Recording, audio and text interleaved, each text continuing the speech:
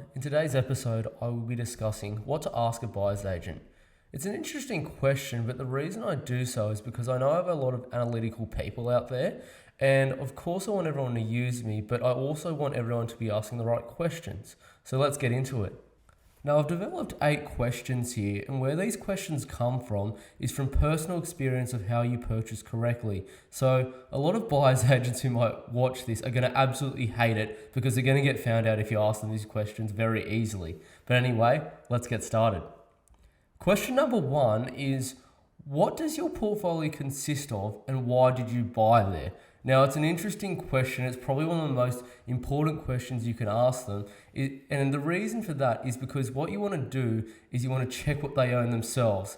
Now, you wouldn't take advice from someone who doesn't have the results that you have.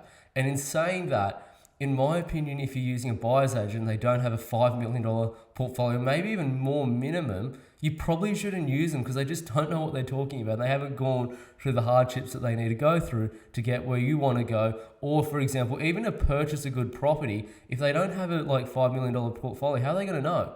They wouldn't know. It's as simple as that. So what they're going to do here in a lot of cases is they'll brag about a very small period of their portfolio's performance. So you get all these agents, for example, who will show, this suburb that we bought in since COVID was the number one performing suburb for 2 years or 3 years or something like that. And then what they do is they say, so that means, we purchased really well. Well, no, it's not, because I'm telling you right now, a lot of those suburbs had a once boom in a generation. They might have boomed for the first time in 15 years, which is not somewhere where you'd obviously want to purchase. So that's one of the questions you'd ask. Also, if they give you generic reasons for why they bought there, they're probably buying very blindly. Now, what do I mean by that? I mean, if they're giving you generic reasons, what they are trying to do is they're just saying, for example, the vacancy rate's low, the supply's low, this is low, that's low, this is low. And all that's doing is saying, yes, I picked a moment where the property value is going to go up, which I hate to say, it's actually quite easy to do. All you really need to do is see what the demand coming into the suburb is, what the supply is, what the vacancy rates are, and essentially you're going to get growth if you can see them all matching up very correctly. But the real question is, what does this do longer term? Because, sure, you could have bought in Port Hedland in 2007 and done very well for 2 years. Then you would have lost 50% of your value. So don't believe that rhetoric. It's just not true. And make sure you're asking this question. Really, really important. Question number 2 is an interesting one as well. And it's, do you get paid referrals from anyone or are you independent? Now, a lot of buyer's agents actually get referrals and kickbacks from other people. So what do I mean by that? I've actually seen and spoken to a few buyer's agents who buy these off the plan new house and land packages, and they say they charge their clients nothing, but in the background their actual developer is paying them 30 to 40 grand in a kickback. And this stock is just absolutely rubbish. I'll tell you that right now and I'll tell you exactly why. If you bought a property in a new estate, it's often right next to all new other estates about to be, or land that's just been subdivided and just about to go through the actual pipeline of getting services put in. Now, what's going to differentiate your property between your property today and a new one in 5 years when you want to sell or something like that? Nothing, because your property is going to probably look exactly the same with those awful black roofs and just general brick look on 278 meters squared. And the new one is going to be probably the same, but it'll be new instead of 5 years old. So you got no actual, differentiation between your property and any other property. Furthermore, just check who they're obviously giving you as a pest and building specialist or conveyancer, because they do get kickbacks from them sometimes. In saying that, look, a lot of them won't get a kickback, but they'll have recommendations. So just ask them why the recommendation is, because that's really important. Question number 3 is, what is the long-term performance of your purchases? Now, the reason you ask this question, again, like I said before, is because a lot of agents have a very short-term bias. Now, if you're on a retirement plan of 2 to 3 years or so, that makes sense. But if you're purchasing for any other reason, and I include purchasing for any owner occupier as well, you'd want to know what's happening in the property market beforehand. So the question I ask them then is, what has happened in the previous 20 years before this period? Now, the reason you ask this is because, again, there's a massive bias towards these short-term performance, and you're actually just barbecuing yourself in the long term. But a lot of agents just want to turn over stock, so they do that. Another thing you want to ask is, what is the net cash flow of this purchase? Now, the reason you'd ask that is because a lot of buyers agents use cash flow as a marketing tool, but gross cash flow and net cash flow are very different. So net cash flow is after all expenses. Gross cash flow is what you get up front. So in terms of net cash flow, if you're buying somewhere like Townsville, which is where everyone seems to be buying at the moment, your council rates are probably going to be close to $4,000, and also your insurance is probably going to be close to $4,000 as well. So your net cash flow would be something similar to somewhere down south for probably 5%. You would, even if it's above 6%, let's say 6.2, your actual net would end up very similar. So just keep that in mind, because it's a very common marketing tool that a lot of agencies will use, and it needs to be based on net cash flow, not gross cash flow. So ask that question, and a lot of them will probably be stumbled and will be almost disbelieved as to why you ask that. But anyway, it's a good one to find some agents out. Question number 4 is probably one that I'd say a lot of people might think is a bit controversial, and it's, what was your work history before becoming a buyer's agent? Now, the reason you ask this is because if someone's only ever been in sales and a sales representative, do you think they actually have much logic, or should I say technical reason behind their purchases or anything like that? And the reason you ask that is because I found most of the better agents, both real estate and buyer's agents, to have done a lot of different things before they've actually become one. So, for example, what I've done in the past is I actually worked in the corporate field for about 8 or so years before even becoming a actual buyer's agent. And the reason I did that was because in the time I actually developed a property portfolio. I had 4 properties under my belt before I even thought of going into real estate. So I had a proven strategy as to how it works and what you need to do. Whereas a lot of these agents have just become a buyer's agent and they don't even own any property. So the thing is, they're only going off textbook knowledge, which I'm sure everyone would know that the market isn't a textbook. It's very fundamental the way markets work. So think of it that way as well. And you'll find also a lot of guys from diverse industries as well. I've even met people that are developers who are originally a plumber, and they're some of the best developers you'll ever see because they understand the market and how to develop a property so well, because they've had to do it themselves before what they came into. So they've gone through all that experience and they've actually just made it easy for you in doing so. But if you're just talking to someone who's a buyer's agent who's simply only ever been a salesperson, don't get me wrong, they're probably very good at selling. But my question would be, are they good at actually purchasing correctly? That's the biggest question you'd ask. So that's the important thing in this question. And I know a lot of buyer's agents are probably going to hate that question, but it's a good one to ask because it'll probably ruffle some feathers for sure.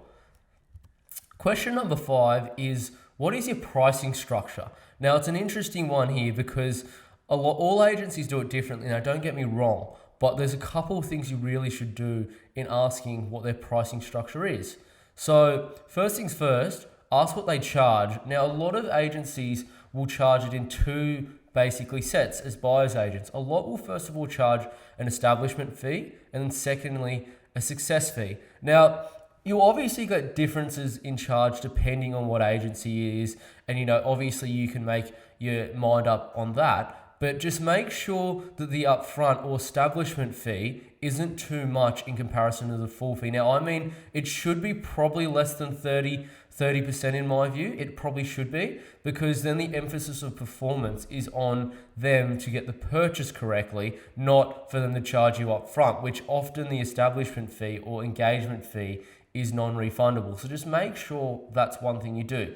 The other thing, just have a look at what they have in their actual clauses and their actual contract. Now, check for something called a non-disparagement clause. So basically what that means is anything other than a should I say 5-star review will basically get you in trouble. So I don't even know if this can actually be enforceable legally, but some of the agencies do it. So you can probably just look on Google and you'll probably find an agency or two that will do it. But just be careful with that, because those agencies aren't actually getting a fair representation of what their services are, because they're simply making clients sign a clause to say that if you don't enjoy our service, then you can't give us a bad review. So that's why a lot of them are very highly rated. Now, finally, what you want to ask is, does your agency getting any kickbacks from any other agencies? Now, I'm not talking about, like I said previously, in terms of a developer. I'm talking about in terms of a real estate agency. It is illegal, but there's a lot of backdoor stuff that goes on in the industry. So you'll get people who are, for example, buying through a particular agency in a particular region, but then they also happen to be in business with someone in that agency too. So you'll see things like that, and just make sure that they're not doing that, because they might be only using one agency and getting some purchases, but the reason they're using that agency is because they're getting kickbacks from that agency, and they might be missing out on not kickbacks, but actually purchasing correctly with another agency in the same town or region. So those are some questions just on pricing structure that you should ask, because it's very important too. Number 6 is, what are the benefits of using you as a buyer's agent? Now, the reason I ask this, and it's a very, very simple one, is because this is kind of a question that every buyer's agent wants to be asked, simply because they're going to use all their buzzwords and all the absolute rubbish rhetoric that they try to use to get people on board. So easiest one is, as I've previously discussed, is a lot of buyer's agents will say, I buy things under market value or off market. Now, I can debunk that immediately. Under market value, if someone's saying I'm buying regular properties in a suburb under market value, then it simply means that the suburb must be either crap or it's got no future ahead of it. And I'll tell you why. If the right stock come up in the right suburb, like a big block of land in North Bondi with a brick veneer house with a huge backyard and development potential, do you think it'd go under market value? The answer is definitely no. So that's the reason why under market value just doesn't work in good suburbs. The other part of off market is as well, off market doesn't mean under market.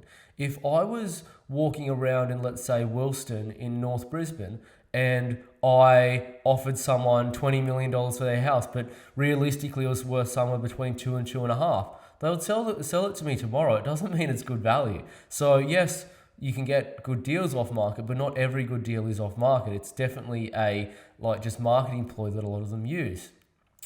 Another key thing that a lot of them might say is you'll get taxation benefits for this property. Now, nothing wrong with getting taxation benefits, but you're not buying a property for tax purposes. And the reason for that is because you can ask an accountant this, but to clarify it, but what happens is, when you go to sell, your actual capital gains, whatever you've written off against it, actually then gets minused off, and you actually have to pay tax on that. So clarify that with the accountant, but I'm telling you that's what happens. And secondly as well, you're buying a property to make money. Who cares about saving tax? You're buying it to make money. Most of the properties that save a big amount in tax are those new estates, and they're just absolute rubbish to buy.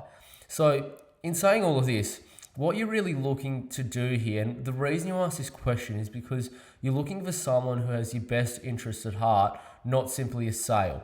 That's the reason you're looking to use someone and a buyer's agent. So it's nothing more than that, but ask those questions because it's really important that you do, simply because over time you'll realize that people just wanting to sell things with buzzwords, they don't actually get results. It's as simple as that. So just look for someone with your best interests at heart. Question number 7 is, how many clients does your company have? Now, the reason you ask this is because if you're dealing with a, let's say, agency that has a lot of clients, they're probably not going to have much time for you. Now, a lot of them will end up passing you on to a junior agent or just an administrative assistant. that will end up assisting you. Now, they have no idea what they're doing. I'll tell you that right now. And if you're not dealing with the actual person directly, why the hell would you use them? If you connect with an actual agent, you have to be talking with the agent. It's as simple as that. If you're going to a major agency, what you want to be talking to again is the major agent that you work with, because the others are just learning off him anyway. So they're obviously going to make mistakes. You think of when you were a kid, when you learnt to, for example, let's say catch a ball off your dad or something like that. You failed heaps of times before you got it correctly. You probably don't even get it correctly until you're able to teach someone else. So that's the reason why you need to use someone who is actually, independent, I'd say, is the best to use. Definitely independent buyers agents like myself. But anyway, use them because you're directly dealing with the person that you actually talk to and actually want to deal with. Aside from that as well, you want to be with someone who you really connect with well. So has very similar values, understands your communication style, understands what your life situation is and everything like that. And a good agency genuinely will at the start probably take out a lot of time in their day to understand all of this, because it's so important. Not everyone's situation is the same. Someone who's 40 with 2 kids, for example, and only really has, $600,000 to spend, should invest very differently to a single person on $400,000 a year who has $1 million in the bank. It just, you can't buy the same based on every single client. It's just a lie. But anyway, that's question number 7. The final question I would like people to ask is, what is the turnaround time of your services? Now, the reason you ask this is because a lot of agencies tend to turn over a lot of stock. Now, quality purchases don't come up that often. Not everything is quality. You might get an area that's going through a good boom phase, for example, and it might look like it's good for a couple of years, but believe me, quality stock does not come to market very often. I've been around suburbs of Sydney, Brisbane, Melbourne, and Perth, where I've been in streets where and it's a very good street of a suburb where not a single property sold for 8 years. So not a single house in that street had ever come on market for literally 8 years. So to give you an idea, your best held stock is often very tightly held. In saying that, companies that turn over, multiple stock a week, they're just not buying well. It's as simple as that. I've got a general rule here that my general turnaround time for sub $1 million is probably somewhere between 3 and 6 weeks on average, because to buy correctly, you do need to actually analyze the market a lot. There's often quite a bit in the market too. Look, sometimes obviously get them within 2 weeks, but that's definitely not an average. For $1 million or $2 million, you're probably looking at, I'd say it's probably similar, maybe 3 to about 7 weeks, because depending on the suburb and where it is, definitely closer to 2 million. They do tend to be a little bit harder to get because your better streets are generally more tightly held. And above 2 million, especially, I'd say above 4 weeks to maybe 7 weeks is probably normal, because simply speaking, a lot of your tightly held stock there again, obviously is your better stock. So it's hard to buy well if you're just buying anything that's on market. So it's as simple as that. And at the end of the day, you got to ask yourself this question. If this is a long-term purchase and it's probably the biggest purchase of my life, why am I in a rush? You're better to get it correct than you are just to rush into the market. So that's what I'd say in terms of that. Now, don't see an agency as a sales turnover machine. If you see a sales turnover machine, then they're not buying correctly. So just think of that and make sure their best interests are at heart for you, and make sure what they do best suits your scenario. So that's another thing just to consider when you're going to use a buyer's agent. So yeah, thanks so much for watching. Please subscribe to the channel, and if you're looking for a buyer's agent in Australia's best performing suburbs, be sure to reach out via www.compoundinvest.com.au. Thanks again and welcome to the channel. I'll see you on the next one.